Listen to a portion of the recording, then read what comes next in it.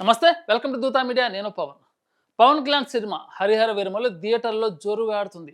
అందుకే జూలై 25 శుక్రవారం నాడు కొత్త సినిమాలు థియేటర్లో రిలీజ్ కావడం లేదు. దీంతో సినిమా ఫ్యాన్స్ ఓటీటీ వైపు చూస్తున్నారు. ఈ వారం 15 కొత్త సినిమాలు, వెబ్ సిరీస్లు ఓటీటీలో స్ట్రీమింగ్ అవుతున్నాయి.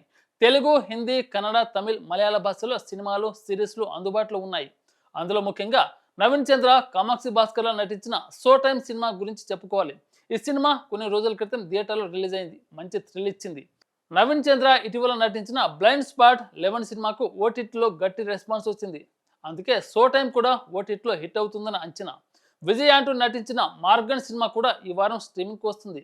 అమ్మాయిలు హత్యలు, సైకో కిల్లర్ నేపథ్యంలో ఈ సినిమా థియేటర్లో మంచి స్పందన సంపాదించుకుంది.